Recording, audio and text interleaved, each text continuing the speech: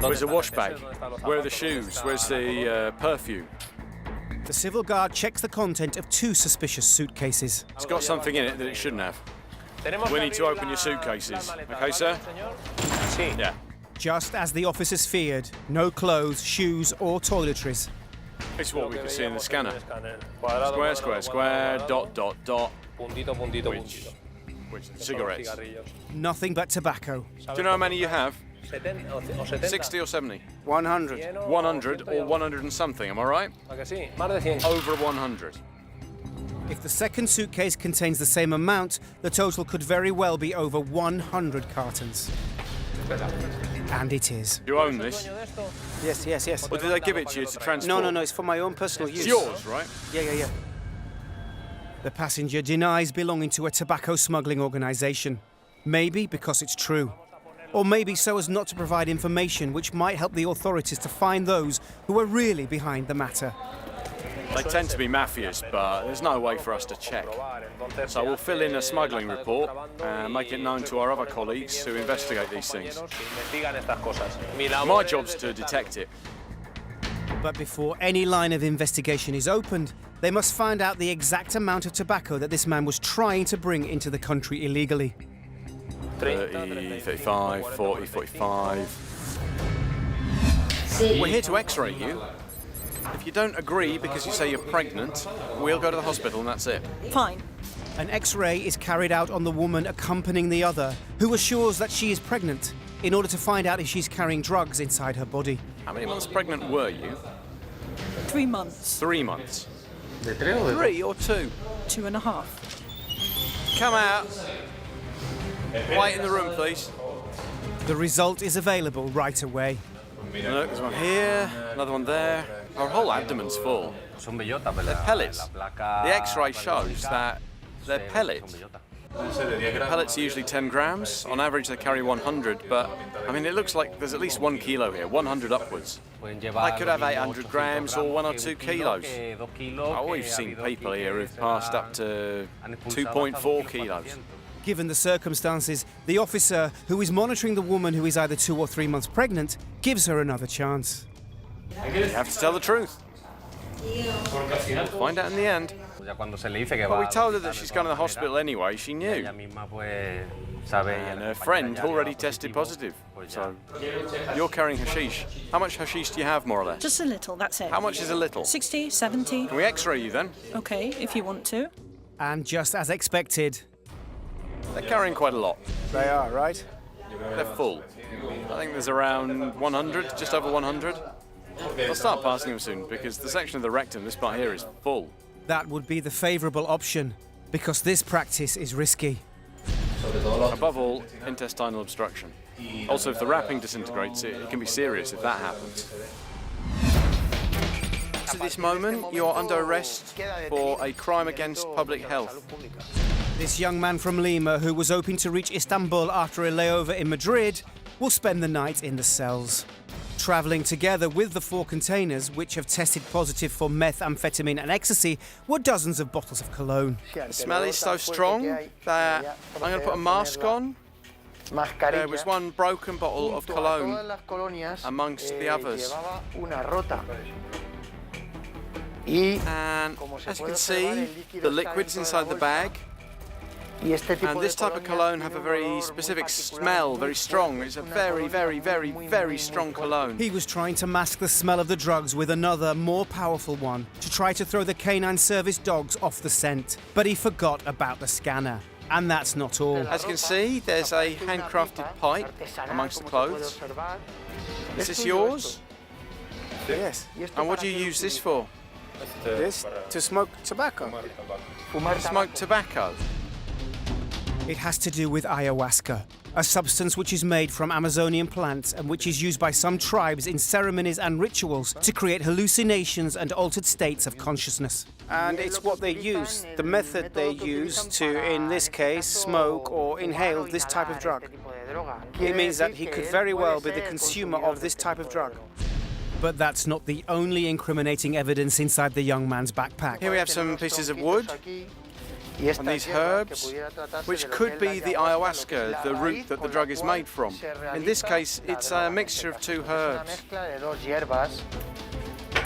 you can see in the pictures that my colleague's showing you, this is the mixture of the pieces of wood and the ayahuasca leaves, which are cooked, and this liquid is the result. It's a very strong narcotic substance. A liquid that contains methamphetamine and ecstasy, and which could lead to him spending 1 to 2 years in prison.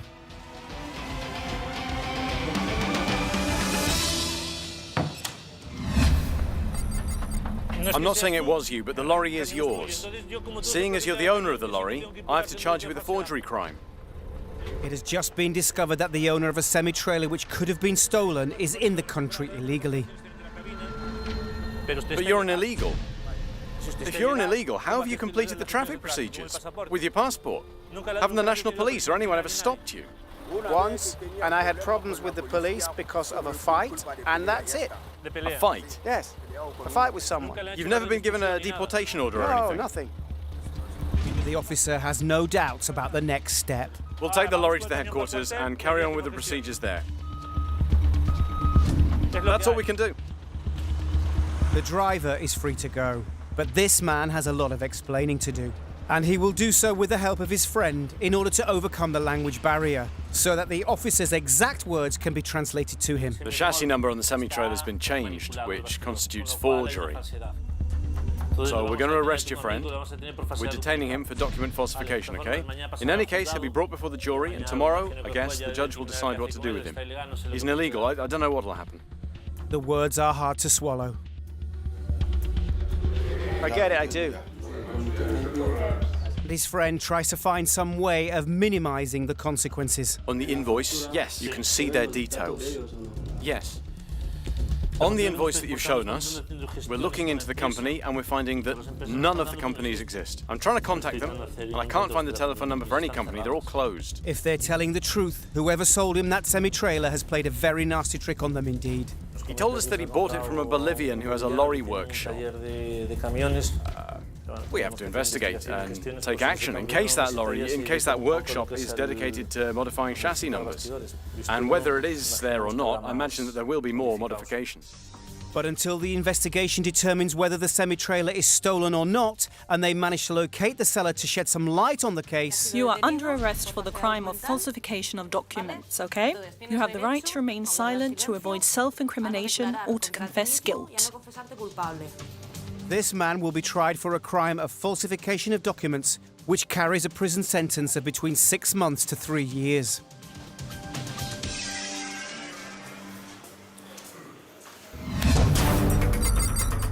Do you own this? Yeah. Or did they give it to you to transport? No, it's for my own It's personal. yours, right? Yeah. Tens of smuggled cartons of tobacco pile up in the Adolfo Suarez Madrid Barracas airport. They tend to be mafias, but there's no way for us to check. My job's to detect it. We're going to count up all the tobacco, which is branded so that the customs inspector can act accordingly and carry out an exact evaluation in terms of what he's carrying. This has no seal. It's pure contraband. The tobacco was manufactured in Africa, and the smugglers could easily have doubled its value if they sold it on the black market within the European Union. 90 of these white ones and 49 red ones. 139 cartons in total. 139 cartons of tobacco, which will be kept in the depository awaiting destruction, and which the tax agency will value according to the market prices in Spain for the subsequent penalty that will be given to the passenger. The passenger will be informed that this is a violation of the smuggling law. They can continue on their journey, and the tobacco will be taken away from them and destroyed.